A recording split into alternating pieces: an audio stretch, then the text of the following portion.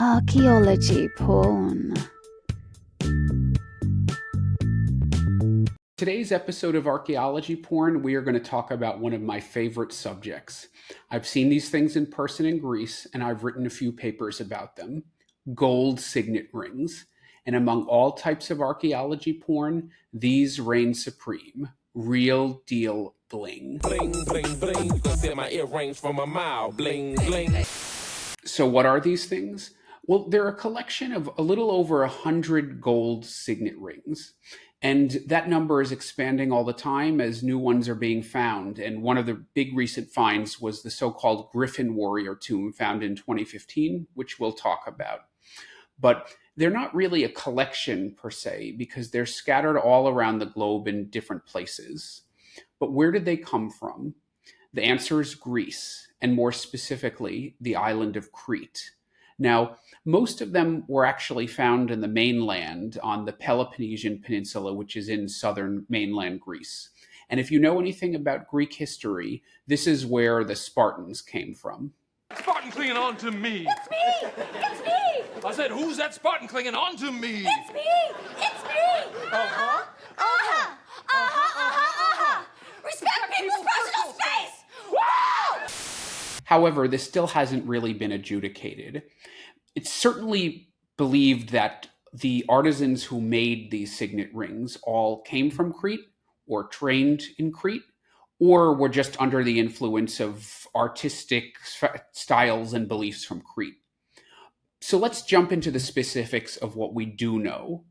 We're going back in time, way back in time, before ancient Greece. Now, what do I mean by that? When scholars talk about antiquity in the context of the Mediterranean anyway, what they're referring to is a period of time from about 480 BC.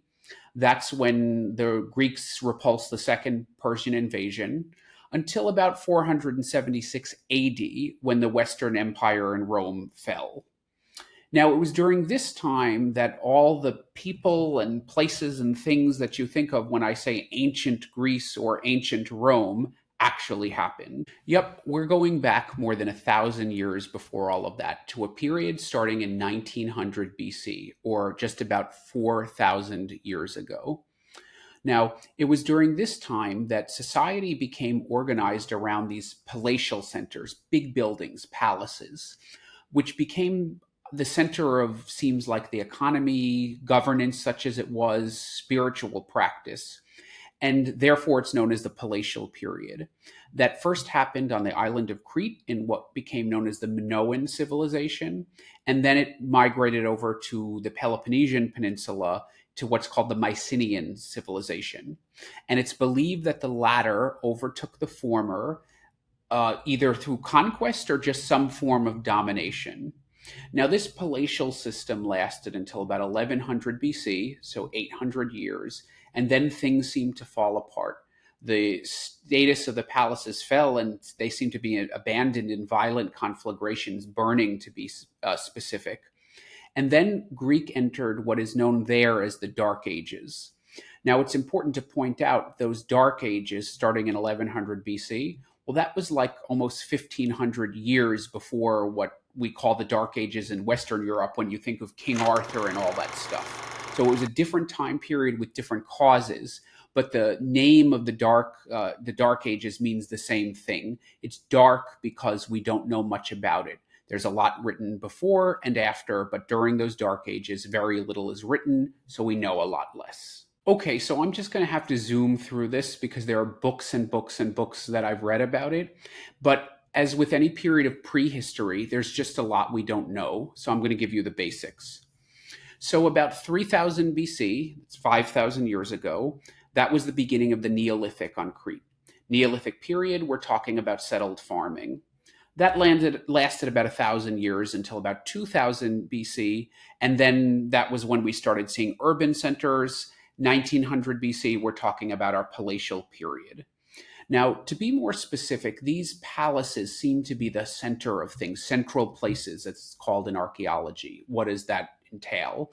Well, they were certainly centers of sort of tax collection, which in this case was mostly agricultural produce and wool for weaving, but also distribution, certainly the center of some kind of a priestly class culture, because that was where the wealth was, and then therefore where you're finding the art. And perhaps some kind of monarch, but that's very vaguely noted in the documentation that we do have. On Crete, some of the major ones are Knossos, which we'll be visiting in the site visit, Phaistos, known for its famous disc, and Malia. Now, these palaces became seen of a very, very elaborate symbolic and artistic culture. And much of that was interpreted first by Arthur Evans, the British archaeologist, who we'll also be discussing later. And a lot of our ideas about this today are still heavily shaped, and you could say misshaped, by the mythology that Evans wove. But archaeological interpretation is about all we have, because the written language known as Linear A has not been interpreted, partially because there's not a lot of it still left. So everything about this society, or much of it, is super debatable, and I'm going to try to avoid that and, again, stick to stuff that's a little more concrete. There's a very well-developed body of cult or religious imagery, which seems to be very feminine, although that does shift over time. But for example, you have the snake goddess, so-called because of the snakes in her hands, with bared breasts and very complicated pleated skirts, which you'll see all over the place on the rings we're going to talk about. Later, there was something known as the poppy goddess, because those things in her hair are interpreted as poppy blossoms. There's also some kind of mythical creature called a genie or a genius with a lion's head. Later in time, these things called peak sanctuaries appeared. Now, these are shrines located at the top of mountains high up in hills, where people left tons of clay figurines, and it's suggested that even human sacrifice took place sometimes there. Now, with all this imagery, it's very hard to tell. Are these worshippers? Are they priestesses? Are they deities of some kind? Or who knows, if it's a theocracy, if it was a theocracy as is often suggested, maybe these are political leaders too. We just don't know. There's also repeated symbols that you see again and again, like bulls, particularly bulls' heads or bulls' horns. There's another thing called a double axe, where Knossos gets its name from. We'll talk about that later. And the bull seems to have had a very important place in their belief system, as there's just so many images of it, particularly the bull leaping, which you'll see again and again, and I'll show you more when we talk about the rings. That certainly seems to be more than just a simple sport and some kind of devotional activity instead. And frescoes in clearly high-status buildings depict very elegant-looking people, often reminiscent of early 20th century art, like the Art Deco period. In terms of economy, other than agriculture, the one thing there seems to have been is a vibrant cloth-making industry and weaving from the wool that's collected in the palaces as taxes. Now, in terms of the political system, as I mentioned, we really don't know a whole lot. But one thing that's clear is they did have relationships with the Egyptians, as Minoans are depicted in Egyptian art. And believe it or not, there are Minoan-style frescoes found in sites in Egypt, particularly at Tel el-Daba, which is in the Nile Delta region. Now, those frescoes even have people bull leaping and apparently wearing Minoan-style dress, which for a male was a kilt. And recently, in that tomb I mentioned that was found in 2015, the Griffin Warrior tomb, there was a gold pendant which seems to have the Egyptian goddess Hathor on it. So there was a close relationship between these two political entities and groups of people.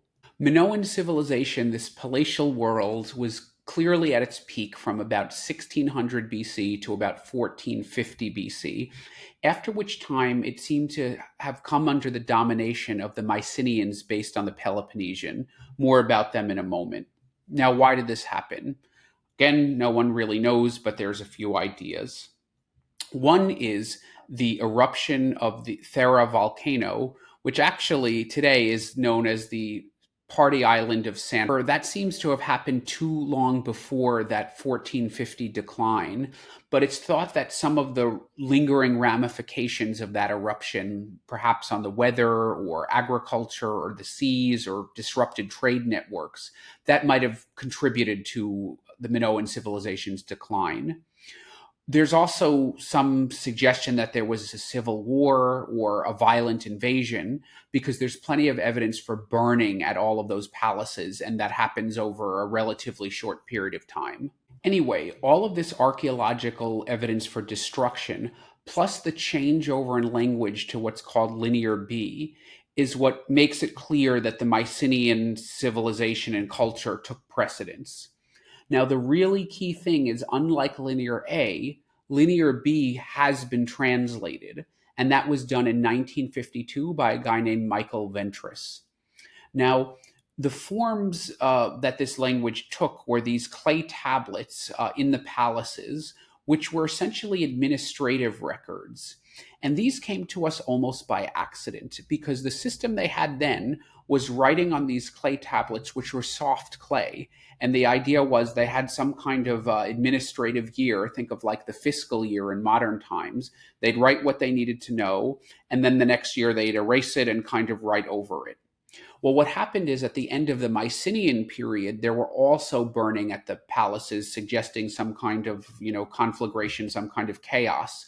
And those soft clay tablets got baked, which is then hardened, and that's how they came down to us. So there was all this writing, and the code had finally been cracked, and everyone was raring to get all these deep insights into Mycenaean culture. But, buzzkill, these things were basically administrative records. Laundry lists of accounting of what had been collected and taxed, how many sheep whoever owned. It just overall wasn't that interesting. However, there were some insights. First, there were some longer narrative pieces. A particularly fun one involves a judicial proceeding involving a priestess named Aretha, and I think the disposition of some of her property. Two is they do make a vague reference to a king figure called the Wanax, so that does talk about some kind of political structure. But the really deep and important insight for the Greek people is, one of the things that allowed them to actually be translated by Ventris was the realization that the language contained therein was basically an early form of ancient Greek, which speaks to a cultural continuity, and that's what allowed the code to be cracked. So that was really important. The Mycenaean imagery is much more martial and male-centric than the more feminine Minoan stuff, or so goes the mythology of Arthur Evans, who is the one who led the initial excavations at Knossos, which again we will be visiting in the site visit. Now, recent studies of this time period, especially by non-Greek scholars, have been trying to get out from under the weight of Evans' mythology, which he developed so thoroughly. Because when he was doing these studies in the late early 1900s, there wasn't nearly as much science involved, so it was harder to establish chronology, and people in general were more fast and loose with their interpretations. However, honestly, just looking at this stuff, there is some essential truth to what he's saying that's clear about the masculine and feminine elements of the two traditions. Now, most of you know a bit more about Mycenaean culture than you may realize. Mohammedans, my brothers of the sword. I'd rather fight beside you than any army of thousands. Yep, that was the time of Troy. However, the fact that Homer lived like 400 years after all that, and his narrative in the Iliad and elsewhere has been proven to be a compilation of different oral histories copied and pasted and stapled together, we don't really know how much of it is true.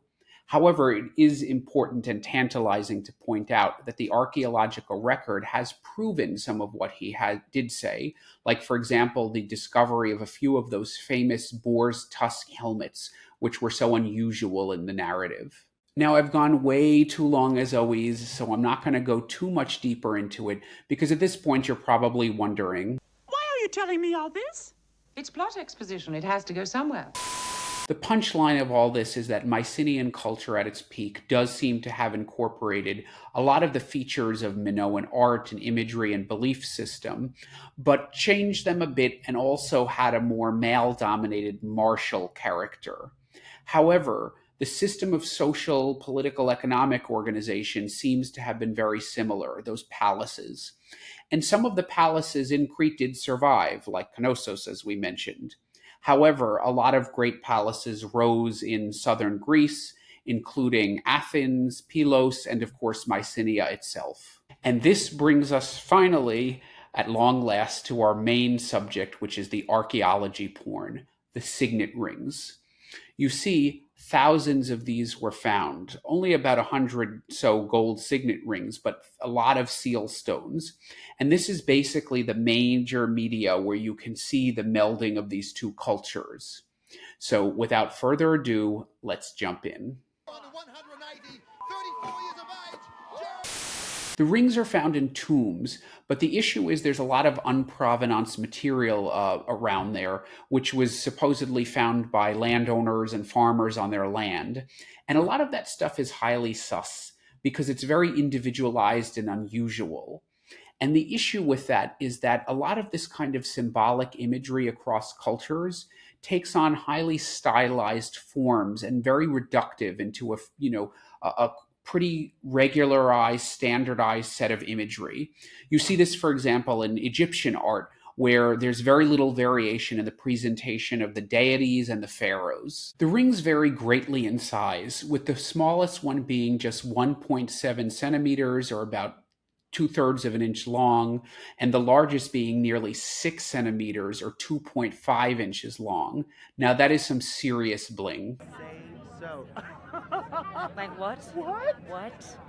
I didn't know diamonds came that big. Well, they don't actually have diamonds, but they are chock full of very intricately carved and strange imagery. Now, the hoops are made of gold, sometimes solid, sometimes hollow, sometimes infilled with some other metal or stone. And they very rarely have writing on them. I believe only one does, and of course, being linear A, it's totally indecipherable. What really sets them apart is that range of imagery and how variable it is. Some of them, for example, only contain animals, and it's often just one or two. Of course, there are the ubiquitous bulls, and some of them have very familiar imagery like the bull leaping, which of course we know very well, it's repeated in the frescoes. But others have very unique imagery and associations with the bull, like this one, which has a bull flanked by what's interpreted as barley. Now, that's so weird because it's the only association between those two things. And believe it or not, it's the only depiction of grain in Minoan art. Also really weird because this was a largely agricultural society. So maybe that grain and the bull says something about the importance of the bull. Or maybe it doesn't because this is the only one like that. So maybe just some artist's fancy. There are others which, if we're sticking with Arthur Evans' claim of the masculine and feminine natures of the two cultures, seem to be Mycenaean in their portrayal of this combat scene. And what's really interesting is there are a number of other seal stones that show this exact scene or something quite similar. So a lot of combat going on. And what are seal stones, you might ask? Well, seal stones are these polished stones with a lot of repeated imagery on them. And their function gives us a pretty good clue as to what the signet rings were used for. And the name seal stones kind of gives it away. They were used as well, seals as in like a seal for an official document or a seal for a proclamation. Essentially, in the Eastern Mediterranean, these things, the seal stones and the signet rings, were used to sign documents. Do you remember those clay tablets I told you about? The ones that got baked?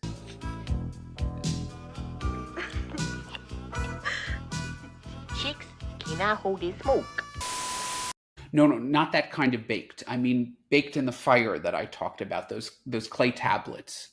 And what we see on the documents like that are impressions of the seal stones. So someone pushed it down. And in fact, a lot of the seal stones and some of the rings maybe have never actually been found physically. They're only known from impressions left on tablets that have been found. So what these did essentially is they were a signature showing that someone approved or reviewed these documents, and a lot of them were accounts, if you remember. So these seal stones likely said something about the person wearing them. Maybe their office, their social status, if they had some kind of a clan, notions, maybe some kind of a personal or family identifier.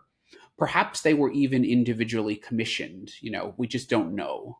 However, despite the diversity of imagery, By far the most intricate and intriguing motifs are those showing women. Whoever made these and wore them loved women. We see all kinds of women. Now, most of the women are wearing those very complicated pleated skirts like we saw in the Snake Lady. But other than that, there's definitely a lot of variation. There are women who seem to be flying around with birds, and that one looks like she has a staff with bullhorns on it. There are women seated, and this one has a bird behind her, but she seems to be looking in a mirror. Is she a queen? Is she a goddess? Is she a priestess? And who's that other little woman there? Is that a devotee, a priestess? What is that she's offering? A drinking horn? We just don't know.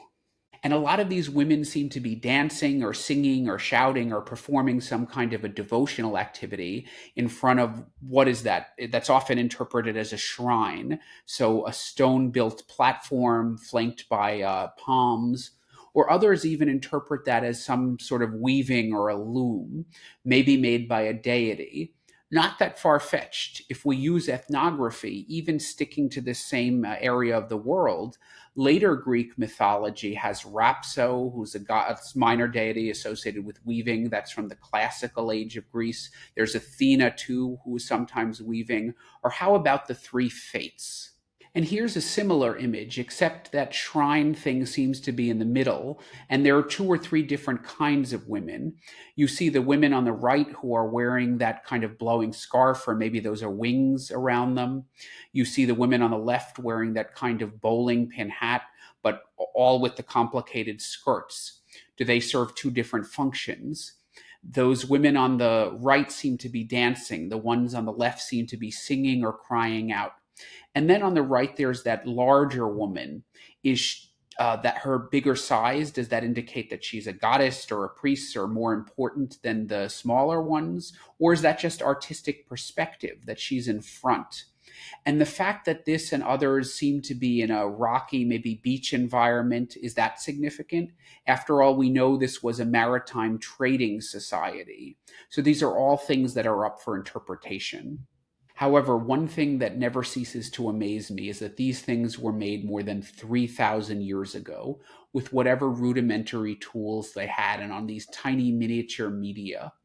The amount of sort of motion that they capture and vibrancy, I don't think that was achieved until several centuries later in the classical era with the Greek marble sculpture. But that, of course, is a much larger media, which makes these signet rings even more impressive. And here's one with some more women dancing around or whatever. But is that big woman in the middle flying? Is she bigger because she's important, or is that just perspective again? And how about that tiny little woman in the top? Is she flying around? Is she an angel, a deity? Is she somebody's conscience? Or how about that other, that looks like a baguette flying around? We see that elsewhere. What are those? How about those little plants around? Do they mean anything?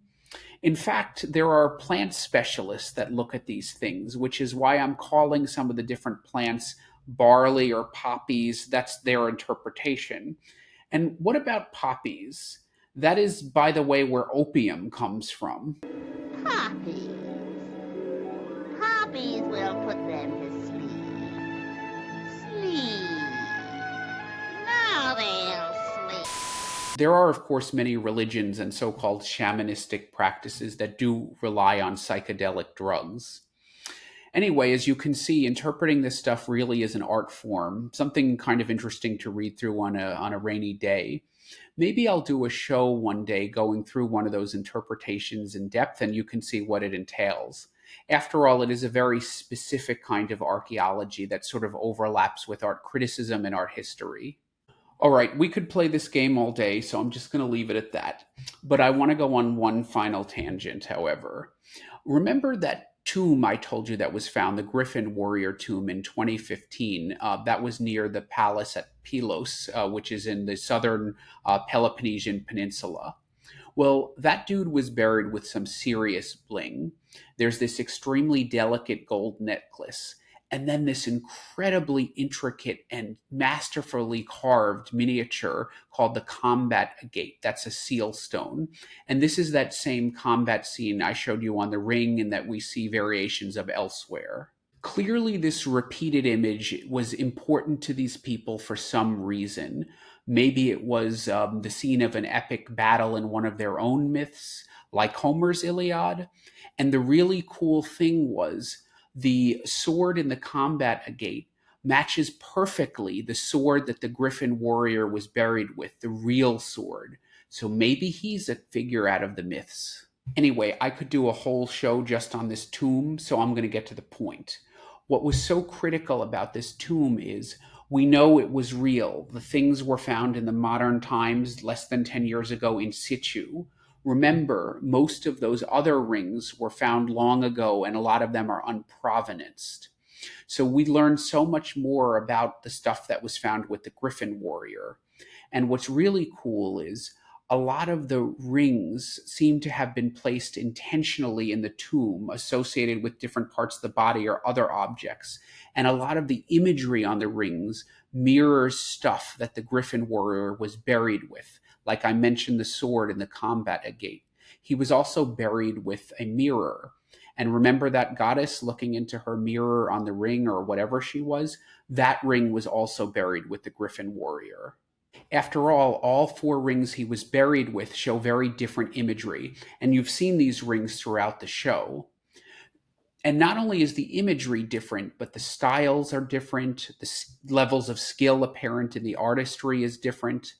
So what this maybe tells us is all of those rings which were suspected forgeries because the imagery on them wasn't stylized or regularized enough, well, they're probably real too.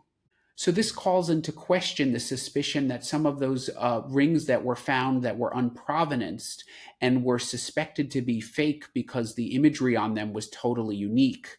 Like remember the one with the barley or the one with the writing, those were one of a kind. Now, even the excavators on the Griffin Warrior tomb admitted that a lot of the stuff found in his tomb, had it not been provenanced, had it been handed down by, unknown sources from unknown places, the excavators would have assumed the Griffin Warrior stuff was fake too. So overall, this gives us a lot more confidence in the authenticity of things that were assumed to be forgeries. This made a big difference into the tale of perhaps the most unusual ring ever found, and that's the so-called Ring of Nestor, which depicts a large tree which divides the face of the ring into 4 quadrants with very busy scenes. Now, this was acquired by Arthur Evans, I think in 1924, and I believe he got it by some kind of farmer or maybe a dealer who got it from a farmer that supposedly found it on his land. And given the such unusual nature of the ring, it was just for a long time presumed to be fake, even in Arthur's time. Well, with all the learnings from what we saw in the Griffin Warrior tomb, there's a lot more confidence that this one is actually real. So how's that for some archaeological detective work? Elementary, my dear Watson. Okay, enough from me. As you can tell, this is one of my favorite subjects. And one of those papers I wrote about it last year, best grade I ever got on a paper. So listen up, kids. Study something you like. You may even find it fun. You are one pathetic loser. Hey, come on. There's nothing wrong with liking school. In fact, this topic, because I enjoy it so much and I've written quite a bit about it, I didn't even really need to put that many sources in the notes because it was pretty much in my head. So if you want to get in on the action, I definitely recommend you go see this world-class archaeology porn in person. The best collection is at the National Archaeological Museum in Athens, so you can see them along with the Antikythera mechanism, another great bit of archaeology porn, or in the Heraclean Archaeological Museum in Crete, where you can see them along with Knossos. But if you can't go traipsing all around the world to see all the thousands of seal stones and signet rings in person, something you couldn't even do, by the way, even if you wanted to, because a lot of them are in private hands and not open for public viewing, well, there is an online database for you where you can browse them all to your heart's content. I've put the link for that in the show notes below, as well as those for 2 of my papers on the subject, just in case you want to read them. And who knows, maybe you could be part of the solution to cracking the code behind these mysterious images. It is actually part of the whole discipline moving slowly towards democratization. If you remember my talk about some of those geographic information systems mapping projects, well, those are moving towards crowdfunding. So who knows, this could be as well. Now, the database is in German, but I did fine with that, and I don't read German. I was okay with Google Translate. And the database will even tell you where the rings are located if you do want to go see them in person, if that information is known. It is known. It is known. Okay, I'm going to put a lid on it for today. Those are gold signet rings. They're hot. True archaeology porn. Hey, if you like what you heard, give me that thumbs up below, hit that bell to subscribe, or if you want to support more independent archaeology content, consider contributing to my Patreon, where you can enjoy some exclusive members-only benefits and other goodies. Until the next dig.